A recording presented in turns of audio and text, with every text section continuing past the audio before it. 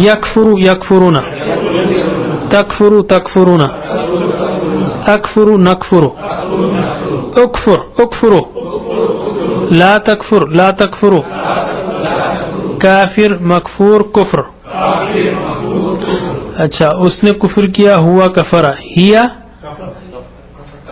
کفرت، تبا تبت کفرت، تبا تبت، تبت یدا ابی لہب، تبت یدا ابی لہب تب. تو ہم نے کہا تبت جو ہے فیمینائن ہے، تبا میسکولائن مذکر ہے. تو کفرا ہیا کفرت، اور وہ کفر کرتی ہے ہی تکفر، انت تکفر ہی تکفر. رائٹ، پکا ہو جانا چاہیے. اور معلوم ہے کفر کتنی بار آیا ہے قرآن میں؟ الحمدللہ کئی بار، 461 بار آیا ہے. تو ہم نے گویا 450 جگہ کے الفاظ یہ 4 منٹ میں سیکھ لیے الحمدللہ. تو یہ جو ڈرل ہے یہ بہت ہی مؤثر ہے. آلرائٹ، اب ہم چلتے ہیں پچھلی کلاس کی ریویژن کی طرف. پچھلی کلاس میں ہم نے التحیات پڑھی تھی. میں ایک چیز پھر سے واضح کرنا چاہ رہا ہوں. التحیات للہ والصلوات والطیبات، التحیات کا مطلب کیا ہے؟ سارے تعظیمی کلمے. اور بعض لوگوں نے اس کا ترجمہ یہ کیا ہے ساری قولی عبادتیں، زبانی عبادتیں. اوکے. والصلوات ساری بدنی عبادتیں جیسے نماز ہے، ساری بدنی عبادتیں. والطیبات ساری مالی عبادتیں. اوکے. ساری قولی عبادتیں، ساری بدنی عبادتیں اور ساری مالی عبادتیں پاکیزگیاں للہ اللہ کے لیے ہیں. اور اس میں جو ہے یوں بھی کہہ سکتے ہیں ہم کہ اے اللہ میرے سارے جو ہے تعظیمی کلمے آپ ہی کے لیے ہیں، میری ساری زندگی آپ ہی کے لیے ہے، میری عبادتیں آپ ہی کے لیے ہیں، اور میرا خرچنا جو ہے آپ ہی کے لیے ہے. چلیے ترجمہ کیجئے اسی حساب سے. التحیات للہ والصلوات والطیبات، التحیات ساری قولی عبادتیں، والصلوات ساری بدنی عبادتیں، والطیبات ساری مالی عبادتیں للہ یعنی اللہ کے لیے. السلام علیک ایھا النبی ورحمۃ اللہ وبرکاتہ. السلام سلامتی ہو، علیکہ آپ پر، ایھا النبی اے نبی، ورحمۃ اللہ اللہ کی رحمت ہو، وبرکاتہ اور اس کی برکتیں ہوں. السلام علینا وعلی عباد اللہ الصالحین. السلام سلامتی ہو، سلام ہو، علینا ہم پر، وعلی عباد اللہ اور اوپر اللہ کے بندوں کے، یعنی اللہ کے بندوں پر، علی یعنی پر، صالحین یعنی نیک، صالح کی جمع صالحون صالحین. اشہد ان لا الہ الا اللہ، اشہد میں گواہی دیتا ہوں، ان کہ لا الہ نہیں کوئی معبود، الا اللہ سوائے اللہ کے، واشہد ان محمدًا عبدہ ورسولہ، واشہد اور میں گواہی دیتا ہوں، ان کہ، تو ان کا مطلب کہ، ان کا مطلب کہ، ان کا مطلب اگر انشاءاللہ، ان کا مطلب بے شک، ان شانئک هو الابتر.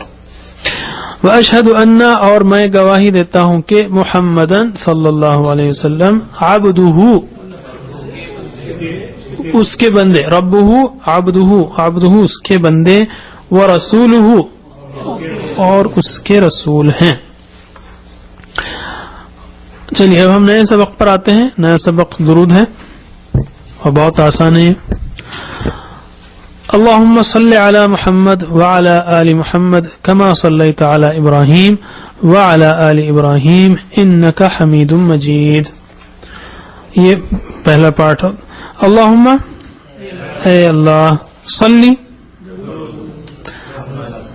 رحمت بھیج، درود بھیج یعنی رحمت بھیج.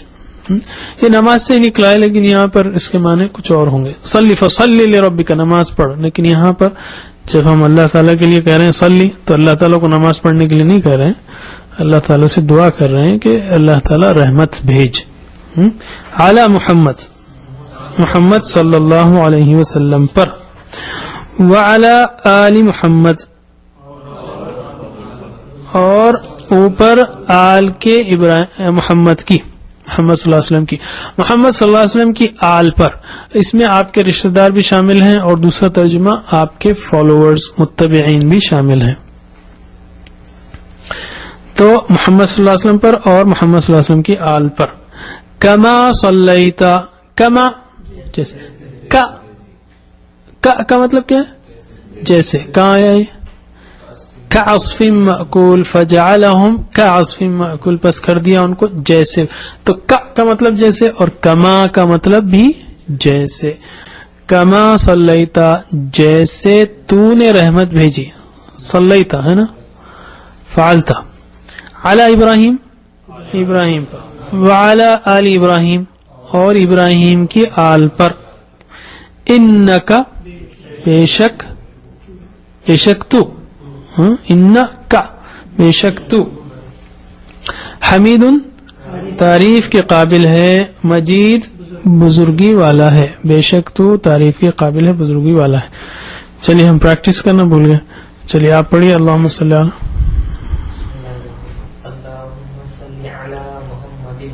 بس جی، وعلی، جی بھیج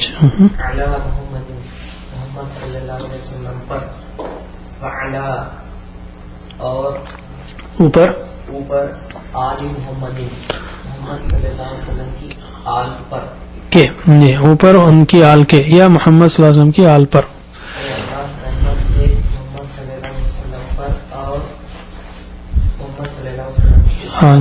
ایکچولی محمد صلی اللہ علیہ وسلم کا ہی ترجمہ ہو رہا ہے. تو اے اللہ رحمت بھیج محمد پر اور محمد کی آل پر. درود کا ہی ترجمہ کر رہے ہیں نا، صلی اللہ علیہ وسلم اس کا شارٹ ہے. جی کما صلیت علی ابراہیم وعلی آل ابراہیم، کما جیسے، صلیت انہیں رحمت بھیجی، علی ابراہیم ابراہیم علیہ السلام پر، وعلی اور ان پر، وعلی آل ابراہیم اور ابراہیم علیہ السلام کی آل پر، جیسے انہیں رحمت بھیجی ابراہیم علیہ السلام پر اور ان کی آل. انکا حمید مجید، انکا بے شک تو حمید تعریف کے قابل، حمد تعریف کو کہتے ہیں نا، حمید تعریف کے قابل، مجید بزرگی والا. وتعالی جدو کا، اس سے پہلے ہے نا، تعالی جدو کا انہیں بلند ہے تیری بزرگی، مجید بزرگی والا. جی انکا حمید مجید، انکا بے شک تو ہے حمید تعریف کے قابل، مجید بزرگی والا. بے شک تو ہے تعریف کے قابل، بزرگی والا. اوکے.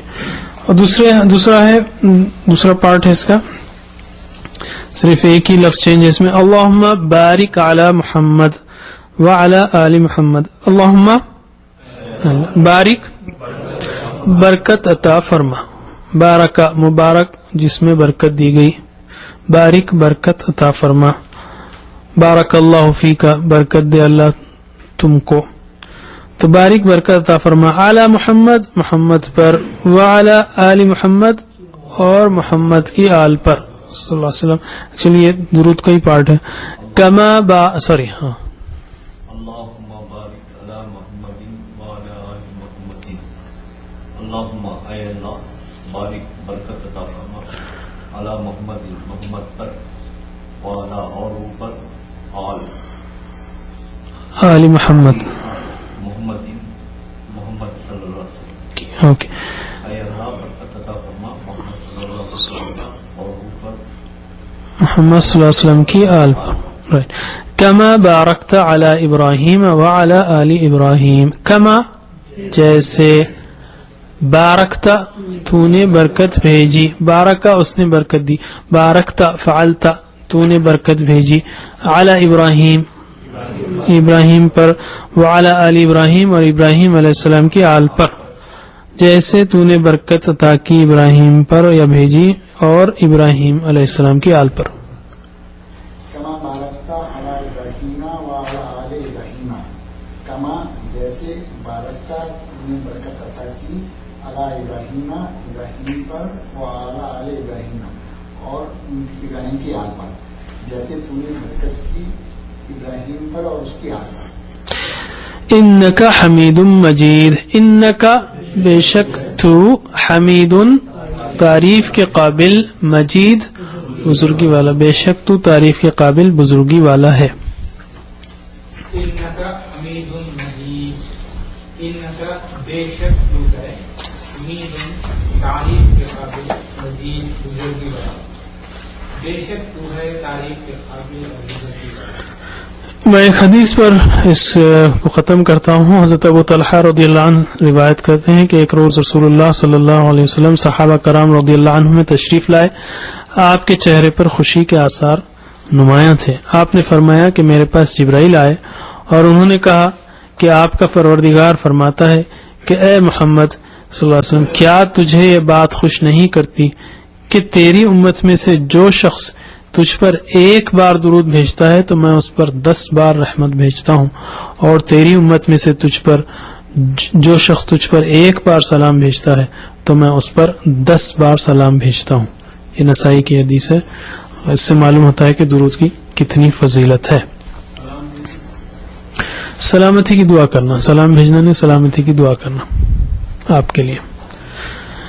اللہم صلی علی سیدنا محمد اللہم صلی اللہ علیہ وسلم سلم.